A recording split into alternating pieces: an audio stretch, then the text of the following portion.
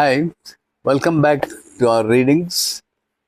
We stopped last time where the the uh, things from the south, the Deccan are coming, and Dole are coming. I said Dole, and you said it is Dole. So Dole are coming from the Deccan, and they are killers. And Mowgli and his friends are anticipating the coming and getting ready to defend. So let us start. It's on page 187. One twilight, when he was trotting leisurely across the ranges to give Akela the half of a buck that he had killed, while the four jogged behind him. Four is the four wolf brothers of Mowgli, behind him, sparring a little and tumbling one another over for joy of being alive. He heard a cry that had never been heard since the bad days of Sher Khan. It was what they call in the jungle the fiel. Fiel is a hideous kind of shriek that the jackal gives when he is hunting behind a tiger or when there is a big killing afoot. If you can imagine a mixture of hate, triumph, fear, and despair, with a kind of leer running through it, then you will get some notion of the fiel that rose and sank and wavered and quavered far away across the Wainganga. The four stopped at once, bristling and growling. Mowgli's hand went to his knife, and he checked the blood in his face. His eyebrows knotted. There is no striped one dare kill here, he said. Striped one means tiger. There is no striped one dare kill here. That is not the cry of the forerunner, answered the grey brother. It's some great killing. Listen. It broke out again, half sobbing and half chuckling, just as though the jackal had soft human lips. Then Mowgli drew deep breath and ran to the council rock, overtaking on his way hurrying bulls of the pack. Phao and Akela were on the rock all together, and below them every nerve strained and sat others. The mothers and the cubs were cantering off to their lairs, for when the fiel cries, it is no time for weak things to be abroad. So they are all immediately gathered together at the rock, at the council rock, and so there Mowgli overtake on his way the hurrying bulls of the pack. Phao and Akela were on the rock together, and below them, every nerve strained, sat the others. All were tense. The mothers and the cubs were cantering off to their lairs. The mothers were taking their cubs, little ones, to the home. For when the fiel cries, it is no time for weak things to be abroad. They could hear nothing except the Wainganga rushing and gurgling in the dark, and the light evening winds among the treetops, till suddenly across the river a wolf called. It was no wolf of the pack, for they were all at the rock. That note changed to a long, despairing bay, and Dhol, it said, Dhol, Dhol, Dhol. I said last time, Dhole, Dhole, Dhole. I don't know whether it's Dhol or Dhole. They heard tired feet on the rocks, and a gaunt wolf, streaked with red on his flanks, his right forepaw useless, and his jaws white with foam, flung himself into the circle and lay gasping at Mowgli's feet. Good evening, under whose headship? Said Phao gravely. Good hunting, Vontola am I, was the answer. He meant that he was a solitary wolf, fending for himself. his, his mate and his cubs in some lonely lair, as do many wolves in the south. Wantala means an outlier, one who lies out from any pack. Then he panted, and they could see his heartbeats shake him backward and forward. What moves? What moves? Cried Pau. For that is the question all the jungle asks after the field cries. The dhole of the Deccan, Red Dog, the killer. They came north from the south, saying the Deccan was empty and killing out by the way. When this moon was new, there were four to me, my mate and three cubs. She would teach them to kill on the grass plains, hiding to drive the buck, as we do who are of the open.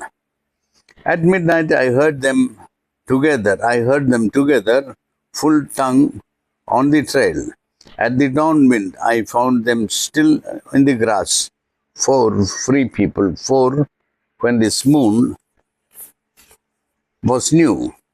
Then sought I my blood right and found the dhole. How many? Said Mowgli quickly. The pack growled deep in their throats. I do not know. Three of them will kill no more. But at the last, they drove me like the buck. On my three legs, they drove me. Look, free people. So the dhole had caught the was that the outlier wolf and chased him and hunted him. Three of them will kill no more, but at the last they drove me like the buck. On my three legs, they drove me. Look, free people. He thrust out his mangled forefoot, all dark with dried blood. There were cruel bites low down on his side, and his throat was torn and worried. So the dhole had attacked him and damaged his front one foot.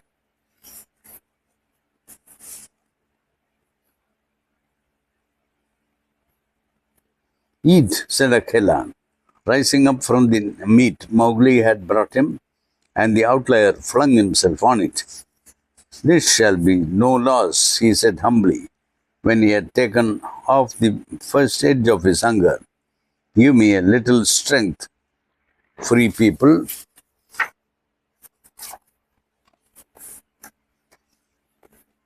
Free people are Mowgli and his people. And I will also kill. My lair is empty. That was full when this moon was new, and the blood debt is not paid. It's not all paid. Pau heard his teeth crack on a haunch bone and grunted approvingly. We shall need those jaws, said he. Where were the cubs with the dhole? No, red hunters all, grown dogs of their pack, heavy and strong for all that. They eat lizards in the Deccan. What Wantala had said meant that the dhole, the red hunting dog of the Deccan, was moving to kill, and the pack knew well that even the tiger will surrender a new kill to the dhole. They drive straight through the jungle, and what they meet, they pull down and tear to pieces. Though they are not as big or not half as cunning as the wolf, they are very strong and very numerous. The dhole, for instance, do not begin to call themselves a pack till they are 100 strong, whereas 40 wolves make a very fair pack indeed. Mowgli's wanderings had taken him to the edge of the high grassy downs of the Deccan, and he had seen the fearless dholes sleeping and playing and scratching themselves in the little hollows and tussocks that they use for lairs. He despised and hated them because they did not smell like the free people. because they did not live in caves, and evolved because they had hair between their toes, while he and his friends were clean footed. But he knew, for Hathi had told him, what a terrible thing a whole hunting pack was. Even Hathi moves aside from their line, and until they are killed or till the game is scarce, they will go forward. Akela knew something of the dholes too, for he said to Mowgli quite quietly, "It is better to die in a full pack than leaderless and alone. This is good hunting and my last." But as men live, from that very many more nights and days, little brother, go north and lie down. And if any live after the dhole has gone, he shall bring you word of the fight. Ah, said Mowgli, quite bravely. Must I go to the marshes and catch little fish and sleep in a tree? Or must I ask help of the Bandarlog and crack nuts while the pack fights below? So they are discussing about the dhole coming and how to tackle it. It is to the death, said Akela. You have never met dhole, the red killer, even the striped one. Oh, said Mowgli, pettingly. I have killed one striped ape, and sure am I in my stomach that Sher Khan would have left his own mate for meat to the dhole if he had winded a pack across these ranges. Listen now, there was a wolf, my father, and there was a wolf, my mother, and there was an old grey wolf, not too wise, he is white now, was my father and my mother. Therefore he raised his voice, I say that when the dhole come, and if the dhole come, Mowgli and the free people are of one skin for that hunting. And I say, by the bull that bought me, by the bull Bagheera paid for me in the old days, which ye of the pack do not remember, I say that the trees and the river may hear and hold fast if I forget. I say that this my knife shall be as a tooth to the pack, and I do not think it is so blunt. This is my word, which has gone from me.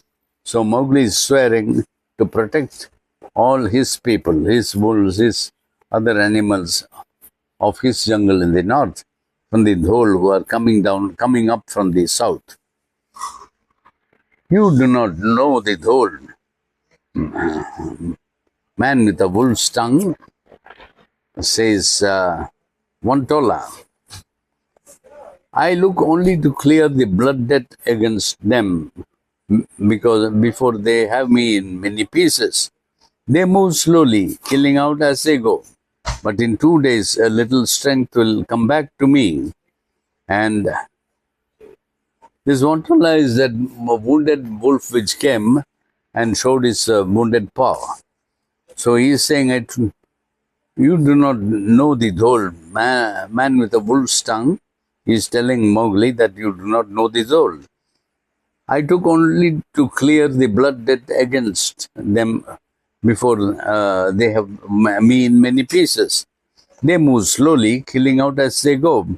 But in 2 days, a little strength will come back to me, and I turn again for the blood debt. But for you free people, my word is that you go north and eat but little for a while till the dhole are gone. There is no meat in their hunting, in this hunting. So that Vontola, that single wolf which came wounded, is advising Mowgli and all his pack to go north.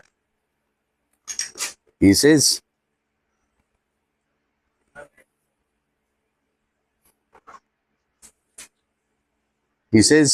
for you free people, my word is that you go north and eat very little for a while till the dhole are gone.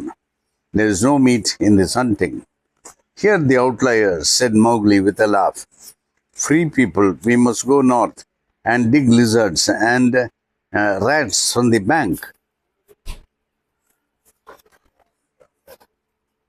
lest by any chance we meet the dhole. We must kill out our hunting grounds, while we lie hidden in the north, till it pleases him to give us our own gain. He is a dog, and the pup of a dog, red, yellow, and bellied, hairless, and haired between every toe. He counts his cubs as 6 and 8 at a litter, as though he were Chikai, the little leaping rat. Surely we must run away, free people, and beg leave of the people of the north for the offal of the dead cattle. You know the saying, north are the vermin, south are the lice, we are the jungle. Choose you, choose you. It is good hunting for the pack, for the full pack, for the lair and the litter, for the in-kill and the out-kill, for the mate that drives the doe and the little cub within the cave. It is met, it is met, it is met. The pack answered with one deep, crashing bark that sounded in the night like a big tree falling. It is met, they cried. Stay with these, said Mowgli to the four. We shall need every tooth. Pau and Akela must make ready for the battle. I go to count the dogs. It is death, Vontola cried. That wounded wolf which came cried, it is dead. What can such a hairless one do against a red dog? Even the striped one, remember. Thou art You are indeed an outlier, Mowgli called back. But we will speak when the dholes are dead. Good hunting all. He hurried off into the darkness, wild with excitement, hardly looking where he set foot. And the natural consequence was that he tripped full length over Kaa's great coils, where the python lay watching a deer path near the river. Shah, said Kaa angrily. Is this jungle work to stamp and tramp and undo a night's hunting when the game are moving so well? The fault was mine, said Mowgli. He said sorry, picking himself up. Indeed, I was seeking you. Flattered. But each time we meet, you are longer and broader by the length of my arm. There is none like you in the jungle. Wise, old, strong, and most beautiful Kaa. Now, where does this trail lead? Kaa's voice was gentler. At first, he was angry that Mowgli had stepped on him.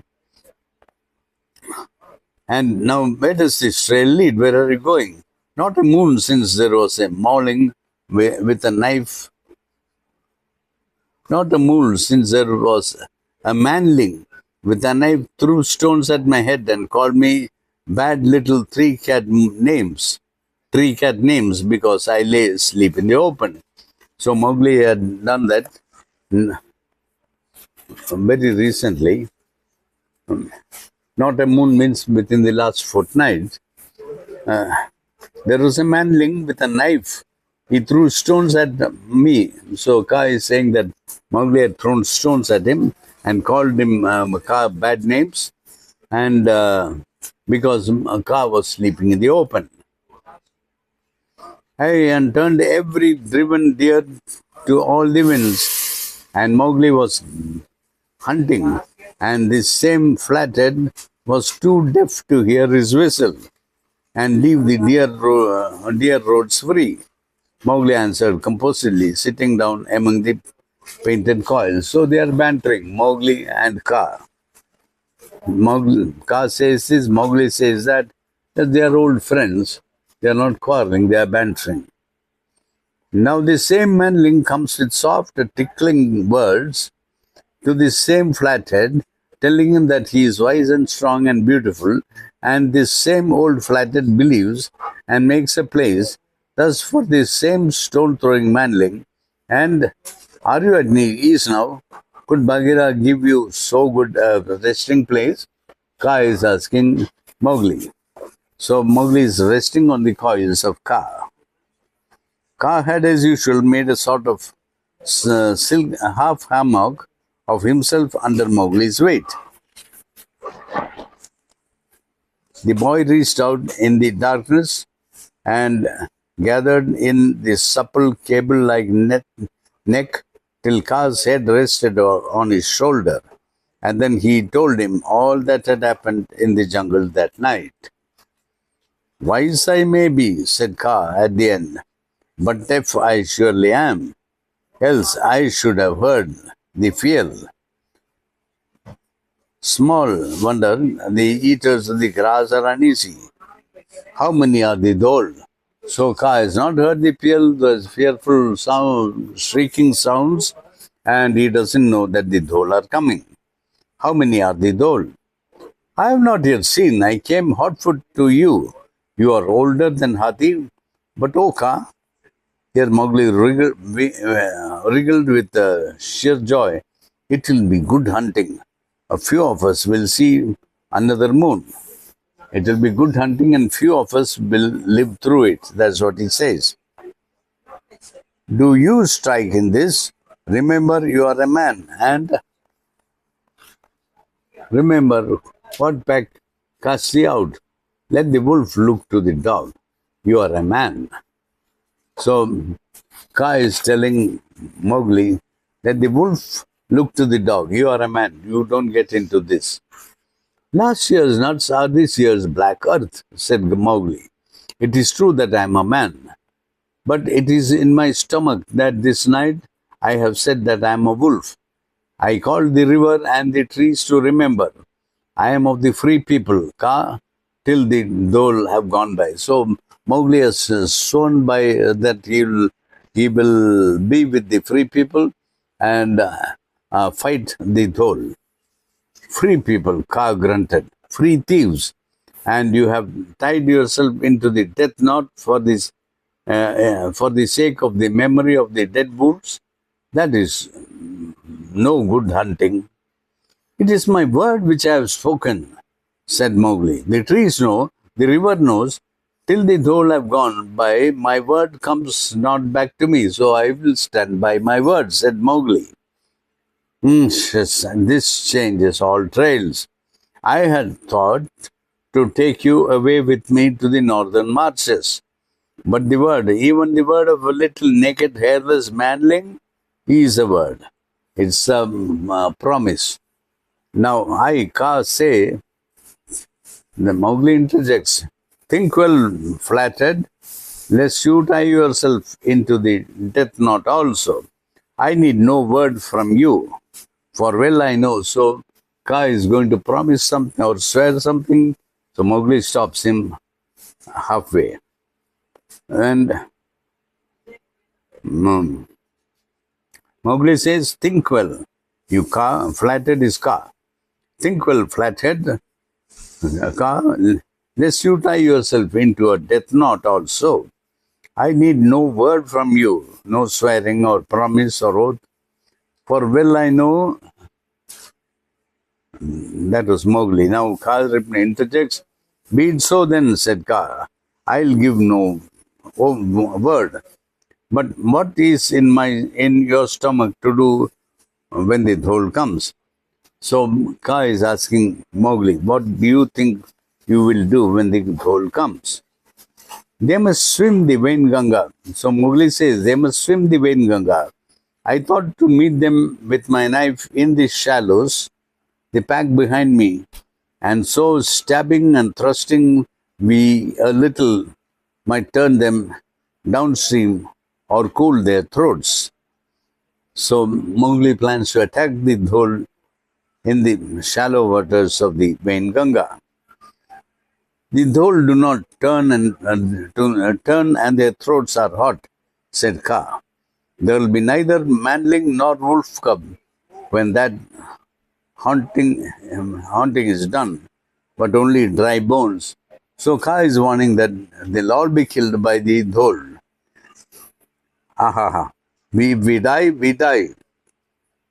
It will be most good hunting, but my stomach is young and I have not seen many rains. I am not wise, not strong. Have you a better plan, Ka? So Ka and Mowgli are discussing alternative plans, how to handle the dhole when they attack. I have seen 100 rains before Hathi casts his milk tusk. Then Soka is saying, I've seen 100 rains, 200 years. Before Hathi cast his milk tushes, my trail was big in the dust. But by the first egg, I am older than many trees, and I have seen all that the jungle has done. But this is new hunting, said Mowgli. Never before have the dhole crossed our trail. So this coming of the dhole northward from the Deccan is a new thing for the first time. Never before have the dhole crossed our trail. What is has been, what will be is no more than a forgotten year striking backward. But still, while I count those my years, so they are talking back and forth, the dhole and Mowgli and Ka. For a long hour, Mowgli lay back among the coils, while his head motionless on the ground, thought of all that he had seen and known since the day he came from the egg. What Ka said last is, what is has been, what will be is no more than a forgotten year striking backward. Be still while I count those my years. So Ka is reminiscing all those years. The light seemed to go out of his eyes and leave them like stale opals. And now and again he made a little stiff passes with his head, right and left, as though he were hunting in his sleep. Mowgli dozed quietly, for he knew that there is nothing like sleep before hunting, and he was trained to take it at any hour of the day or night. So Mowgli was trained to sleep any hour of the day or night, and he knew that it was essential to sleep before hunting. Then he felt Ka's back grow bigger and broader below him, and as the huge python puffed himself out, hissing with the noise of a sword drawn from a steel scabbard. I have seen all the dead seasons, Ka said at last, and the great trees and the old elephants and the rocks that were bare and sharp-pointed before the moss grew. And are you still alive, manling? Ka is asking to Mowgli. It is only a little after moonset, said Mowgli. I do not understand. Shh! I am again Ka. I knew it was but a little time. Now we will go to the river and I will show you what is to be done against the dhole.